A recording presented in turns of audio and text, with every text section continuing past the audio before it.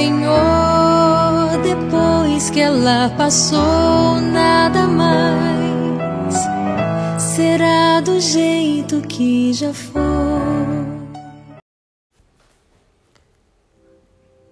Naquele tempo disse Jesus aos seus discípulos: se a vossa justiça não for maior que a justiça dos mestres da lei e dos fariseus, vós não entrareis no reino dos céus. Vós ouvistes o que foi dito aos antigos: não matarás. Quem matar será condenado pelo tribunal. Eu, porém, vos digo: todo aquele que se encoleriza com seu irmão será réu em juízo. Quem disser ao seu irmão patife será condenado pelo tribunal. Quem chamar o irmão de tolo será condenado ao fogo do inferno. Portanto, quando tu estiveres levando a tua oferta para o altar, e ali te lembrares que teu irmão tem alguma coisa contra ti, deixa a tua oferta ali diante do altar e vai primeiro reconciliar-te com o teu irmão. Só então vai apresentar a tua oferta. Procura reconciliar-te com o teu adversário, enquanto caminha contigo para o tribunal. Senão, o adversário te entregará ao juiz, o juiz te entregará ao oficial de justiça, e tu serás jogado na prisão. Em verdade, eu te digo, dali não sairás enquanto não pagares o último centavo.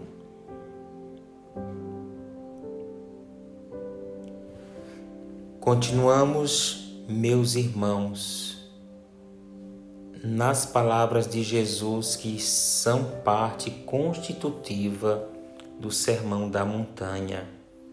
Depois de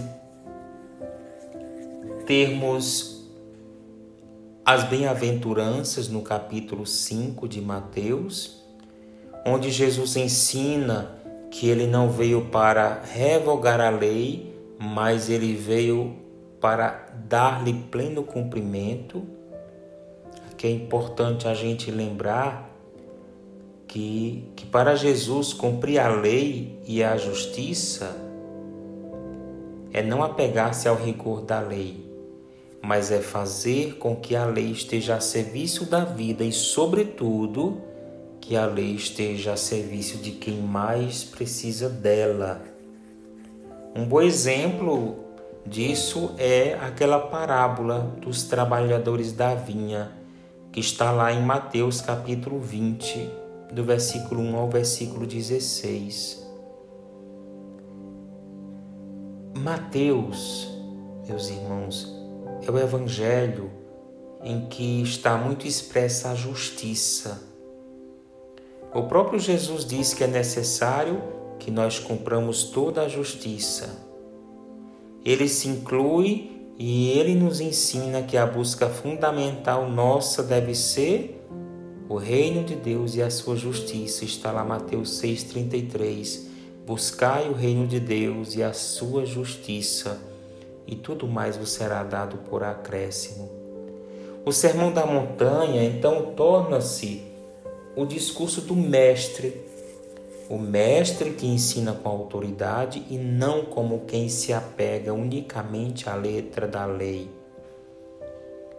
Quando Jesus diz a vossa justiça e a deles, ele propõe uma justiça que não se baseia na observância, mas que se baseia na superação da lei.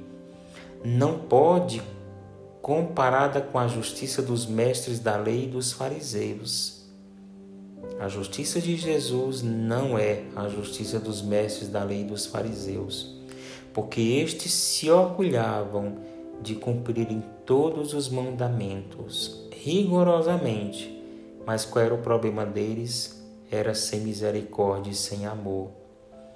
E Jesus então está falando de que não matarás. Não matarás, nós sabemos que é um dos 10 mandamentos, que está lá no capítulo 20 do livro do Êxodo. Mas Diz Jesus, não basta não matar o irmão. Também a ira, o insulto, o desprezo com relação ao irmão são também formas de matar. Não só se mata o irmão fisicamente. O fundamento íntimo de qualquer relação, a partir do Evangelho, é deixar o outro viver. O assassinato físico, é verdade, provém de um assassinato interno do outro, do rompimento com ele, da fraternidade. Diz Jesus, não chame o teu irmão de patife, de tolo ou de qualquer outra coisa parecida. São, assim, termos que se fazem difíceis de uma tradução, né? Alguns preferem dizer cretino, encontramos lá na Bíblia de Jerusalém renegado. São preconceitos que a gente cria no nosso interior contra os nossos irmãos. As guerras e violências começam dentro de nós. Criamos o inimigo e depois nós inventamos as formas para eliminá-lo. Vejam que o Senhor fala ali no texto que antes de levar a tua oferta, você deve se reconciliar com o teu irmão. Então, porque a oferta que eu levo diante do altar, ela não pode ser falsa. Isso já foi denunciado pelo profeta Isaías no capítulo 1, do versículo 10 ao versículo 16 do livro do profeta. Uma oferta injusta que não agrada ao Senhor. Portanto, é melhor, antes de levar a oferta a Deus, lavar as mãos. E esse lavar as mãos tem um sentido muito concreto, de reconciliar-se com o irmão.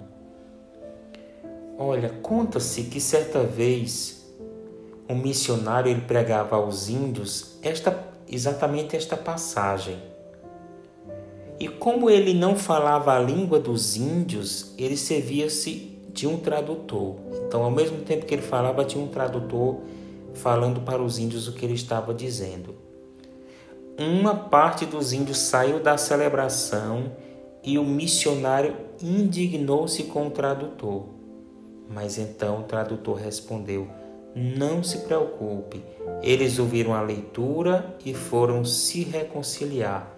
Logo retornaram todos. Olha que coisa, né? O pregador estava talvez pensando outra coisa, que eles estavam se sentindo ofendidos com a pregação dele. Jesus diz que quem disser patife será levado ao tribunal. Dizem que a justiça é cega, dificilmente agrada ambas as partes. Portanto, se nós estamos sendo conduzidos ao tribunal, dificilmente nós escaparemos da condenação.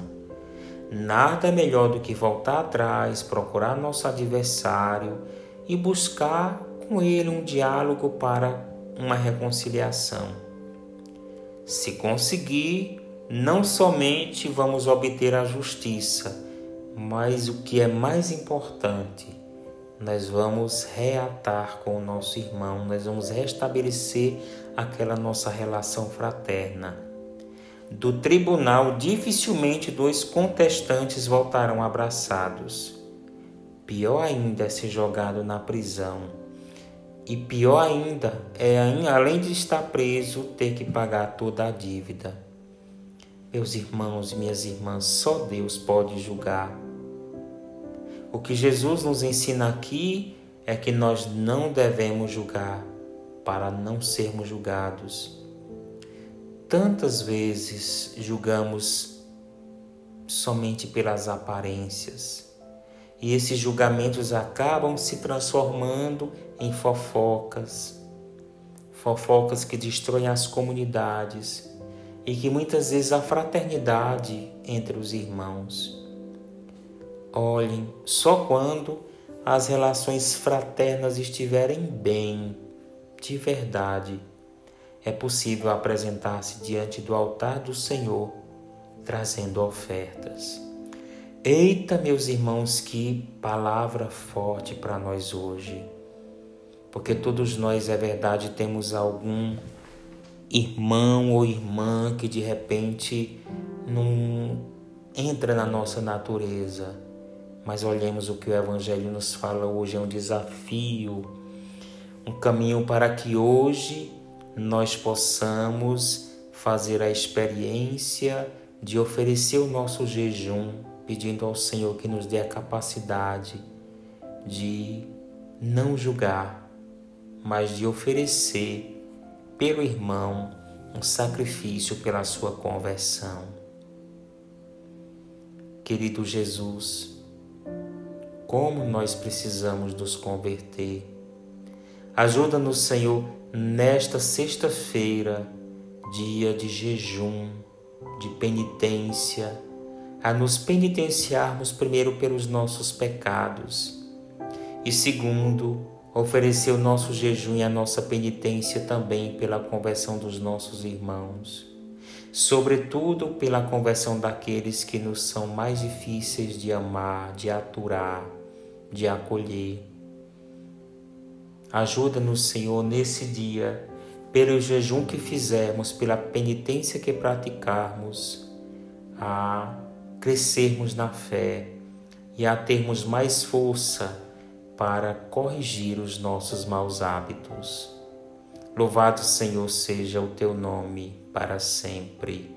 Amém. Irmão e irmã, que Deus te abençoe e Maria te guarde.